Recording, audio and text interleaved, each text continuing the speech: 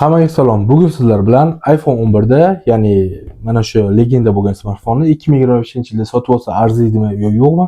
Mana shuni video davomida ko'rib chiqamiz. Undan oldin esa videoga bitta like, bitta kommentariya va kanalga obuna bo'lib qo'yishni unutmang. iPhone 11 legenda. Nima uchun legenda? Keling mana shuni tarixiga nazar solsak.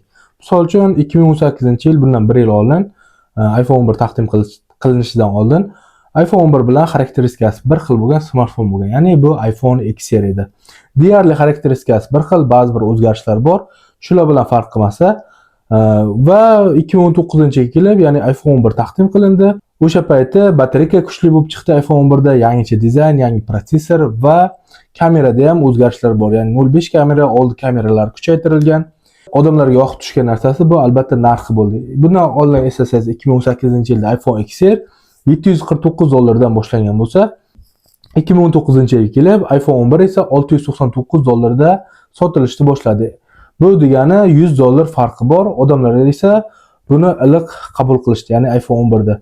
Oldingi eski smartfon, ya'ni iPhone XR dan bu yil chiqqan, o'sha paytda chiqqan 2019-yildagi iPhone 11 kamerasi kuchli, batareyka kuchli, yangi dizayn, yangi korpus va narxi ham uni ustiga past bo'lib turganligi uchun $100 ga, shuning uchun odamlar buni iliq qabul qilgan. Meni o'ylashim bo'yicha mana shuning uchun ham iPhone 11 hozirgacha legenda bo'lib turibdi va o'sha paytda ham zo'r sotilgan, eng ko'p sotilgan smartfonlardan biri desak ham bo'ladi. Tashqi ko'rinishi o'sha paytda qayrilgan korpusda alyuminda chiqqan edi. Orqasi esa glansiy, ya'ni barmoq izlari qoladigan shisha qo'yilgan. XRda bilsangiz, olmasi teparoqda turardi.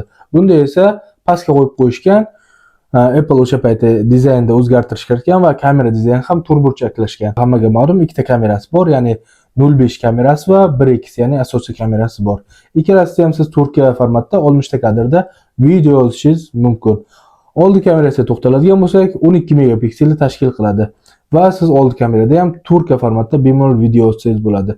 Va o'sha paytda XR da yo'q bo'lgan funksiya, ya'ni night mode, ya'ni tungi rejim iPhone 11 da qo'shilgan. iPhone 11imizda displeyi 6.1 dyuymli, qalin ramkali, 60 Hz da ishlaydigan IPS displey qo'yilgan. Bunaqa qalin ramka misol uchun iPhone 11 bilan iPhone XR da chiqqan. Qolgan iPhone X dan keyingi smartfonlarda albatta.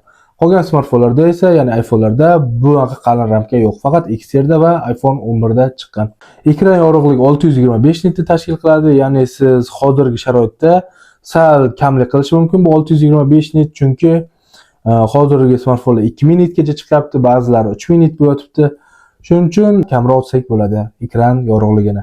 1 dyuymda esa piksellar soni esa 326 ppi ni tashkil qilarkan. Mana shu ppi sizda qancha ko'p bo'lsa, ekraningiz shuncha, ya'ni displeyingiz shuncha yaxshi va tiniq tasvirlarni ko'rishingiz mumkin o'sha displeyda siz.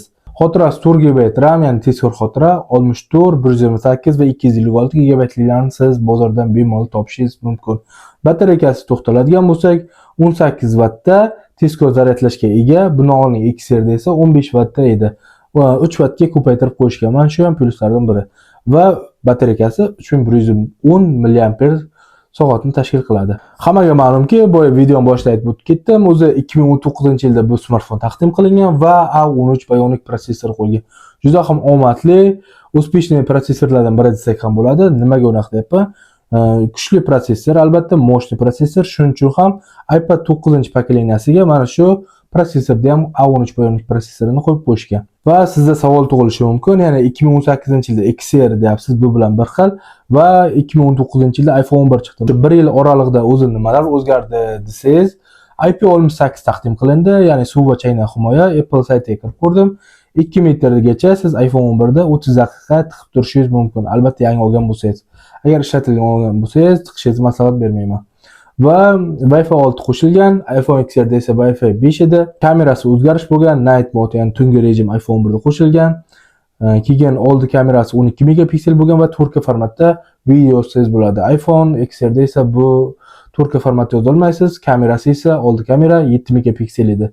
Full HD da yozsangiz bo'lardi iPhone XR da. Keyin batareyka kuchaygan, boya aytib o'tganimdek 0.5 kamera qo'shilgan, shunaqa funksiyalari va dizayn o'zgargan, sal bo'lsa ham. Shunaqa o'zgarishlar bo'ldi, ya'ni 1 yil oralig'ida o'sha paytda. Bu smartfonimizning plus tomonlari o'tadigan bo'lsak, boya aytib o'tib ketgan hamma qo'shilgan narsalarimiz o'sha plusga kiradi. IP68, 0.5 kamera, 4K formatda oldi kamerasi yoza olishi, 12 megapikselligi, night mode rejim va batareykasi, dizayni mana shular hammasi plyusga kiradi. Minusiga to'xtaladigan bo'lsak, minusi bor. Albatta bu xotira. Xotirasi hozir doimiy xotirani siz 64 gigabaytligi eng past, ya'ni minimalnisi 64 gigabayt hozirda. 2025-yil uchun bu 64 gigabayt xotira kichkinalik qilib qolmoqda. Chunki hozirgi oxirgi iPhone'larga e'tibor beradigan bo'lsangiz, hammasi eng minimalnisi 128 gigabaytda chiqib kelmoqda. Shuning uchun 128 gigabaytdan ba'zi bir so'llar kamlik qilmoqda. 128 gigabayt hozircha o'rta foydalanuvchi bo'lsangiz bemalol yetib o'rta. 64 gigabayt sim olasiz, video olasiz, o'yin yuklaysiz yoki boshqa ijtimoiy tarmoqlarda yuklaysiz. Shuning uchun ham xotirangiz to'lib qolishi ehtimoli katta 64 gigabaytda. Hozirgi 2025-yilda 64 gigabayt bu kichkina hisoblanyapti. Va ikkinchi minus tomoni albatta bu displey. Displey IPS displey. Nimaga displey IPS displey yaxshi-ku deyishingiz mumkin, lekin hozirgi 200-250 dollarlik Android smartfonlarda ham AMOLED OLED displeylarda ishlab chiqarilmoqda. O'zi 2025-yilda biz hozir yashayapmiz va ko'p smartfonlar o'zi AMOLED va OLED displeyga o'tib bo'lishdi. Ya'ni IPS displey bu eski texnologiya. Hozirgi 2025-yilda esa AMOLED displey va OLED displey trendda yuribdi. Shuning uchun IPS displey bu minus tomon desak ham bo'ladi. Va qalin ramkalar. Ramkalar juda ham qalinki, ya'ni noqulaylik tug'dirishi mumkin. Chunki hozirgi Android smartfonlar ham, misol uchun 300 dollarlik, 400 dollarlik Android smartfonlarda ham ingichka ramkada chiqmoqda.